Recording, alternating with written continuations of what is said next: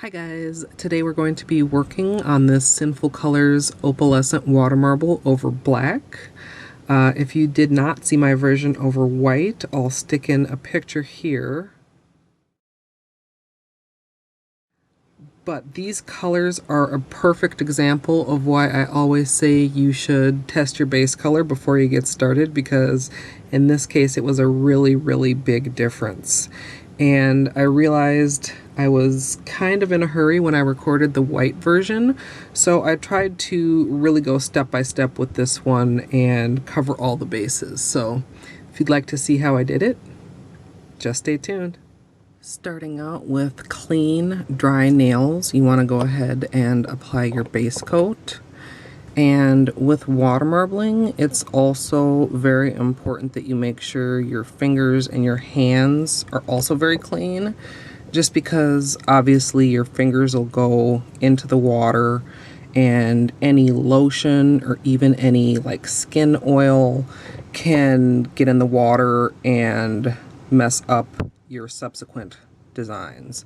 So just make sure everything is very clean and obviously dry. You don't want a base coat on wet nails, and apply the base coat of your choice. Once your base coat is dry, you can go ahead and start applying your base color. Today I'm going to be using China Glaze Liquid Leather, and for marbling I usually either end up going with white, black, or one of the colors that I'm marbling with.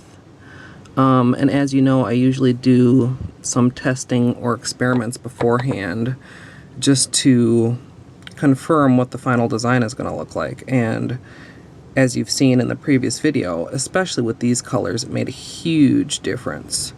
So that said, the base color doesn't have to be flawless. It doesn't have to be completely streak free, because really you're going to be covering it up. It's just so that the your nail has kind of a uniform color to it instead of pink base and white tips. In fact, if you have very short nails with no free edge, you may not even need a base color. Although the other reason I use a base color is so that the marble colors turn out more opaque instead of looking sheer on the nail. Unless that's a look you want to go for, in which case you can feel free. And I'm gonna finish this off on my left hand and then go and do a base color on my right side. The next step is going to be liquid latex.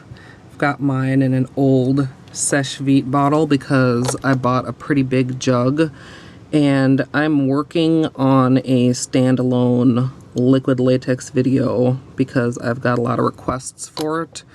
It may even end up getting posted before this video, and if so, I'll include a link in the information box, and its home will be in my tips and tricks playlist. But basically I've completely switched over to liquid latex instead of using tape, mainly because it allows my fingers to stay more flexible than the tape, which, you know, as it goes over your knuckles, makes your hands kind of stiff and makes it difficult to move around. The trade-off is that it will stick to itself, so your fingers will stick to each other. So that's something you just need to kind of be aware of and be cautious of, or be ready to deal with. And, you know, I keep a pair of scissors handy to cut my fingers apart from each other. So yeah, I'm gonna finish that on my left hand, and this stuff really dries pretty quick. Usually by the time I get to the thumb, the pinky is fully or mostly dry. And once it's all dry, I will move on to the actual good stuff, the water marbling. I've been recording the other segments on my left hand, so it's conveniently ready to show you guys here. This is usually where we'd start a water marble video, but basically I've just got a 5-ounce paper cup. It's filled with room temperature filtered water, and I'm going to start dropping the polish in one drip at a time. And you want to move as quickly as you can but at the same time don't rush, because there's few things more frustrating than dripping a drop outside of the bullseye. The colors that I'm using, the black is the same China Glaze liquid leather that I used for my base color, and the other polishes are all from Sinful colors. These are a recent purchase, so you could probably still find them at Walgreens or wherever near you carries the brand. And if this black would drip off of here, the purple is called Flight to Sea, the blue is called Prized Plume, and the green is called Sheer Flight. And just as another note, generally speaking, you should not have to touch the brush to the water. The polish should just drip off. But if you're having trouble and it's like it's almost dripping but not quite, just get close enough to barely touch the water. You don't want to like dip the brush in there or get any water in your nail polish.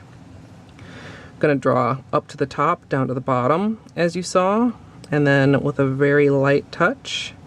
You always want to use just the very point, the very tip of whatever tool you're using. I'm going to draw in some basic petals going from one side to the other. And this is just another option if you're wanting to create a chevron design. With the white version, I just went one side and then the other. This time I'm going all one direction and then coming back and going all in the opposite direction. And as you can see, you end up with a fairly similar design.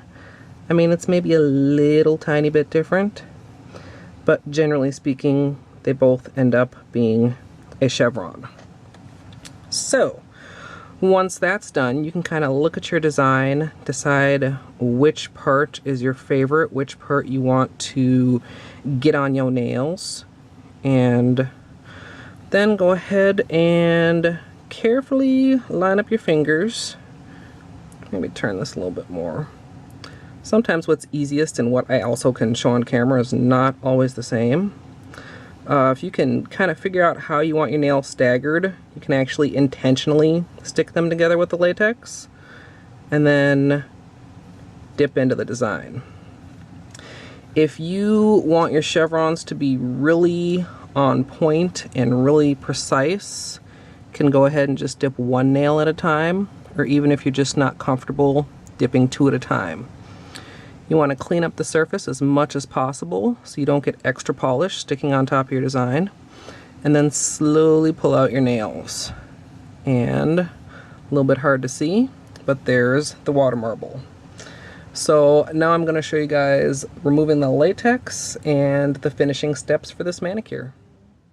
You want to go ahead and remove the liquid latex as soon as possible. If your nails or fingers are stuck together, you can go ahead and cut them apart like that, at least mostly. That actually created a good edge for me to grab and peel.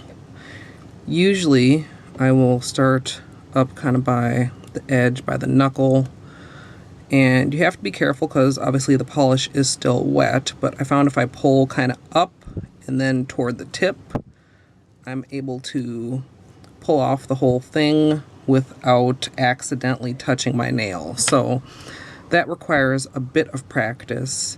If you have any little bits that didn't come off, you can either use an orange stick or a tweezer to kind of get in there and clean up the excess bits.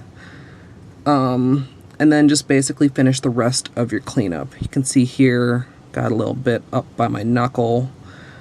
You may end up with some on the underside, depending on, you know, basically how neatly you dipped and how accurately you placed the latex.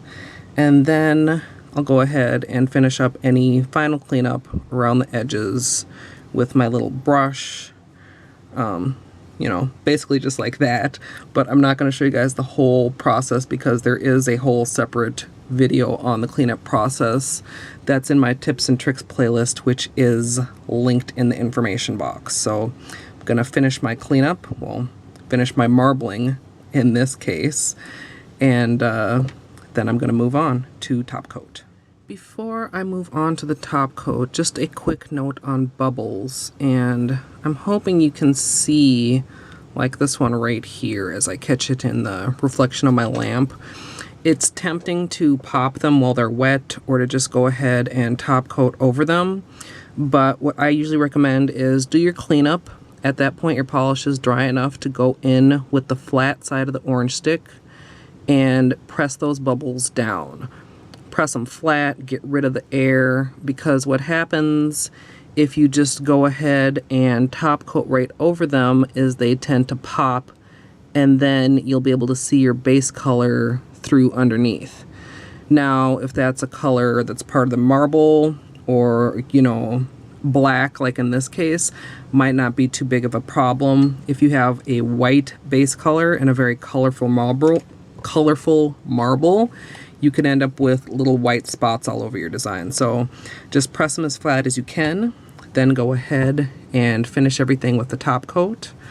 Seche Vite is my favorite. I've been using this since I first discovered it when I started blogging, so about like 6 years now, and I use it almost exclusively. And it's always a good idea to finish off your nail art with a top coat. Just helps to protect everything, seal it all in, even it out, make it very glossy, and in this case it really brings out the color. And I think, hold on just a moment, yeah, I think this will probably pop even more. There you go, against a black background. So you can see this nail has top coat, this nail does not, and just makes a really big difference with these colors. So I'm gonna finish this up and then finish off my right hand, which isn't even marbled yet.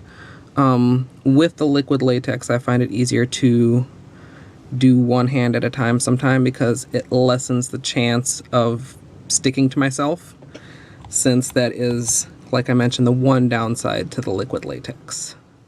So here's the finished look, and personally I think over black is my favorite, but I'd love to hear, I'm sure some of you guys prefer the white, so leave a comment down below with which version is your favorite.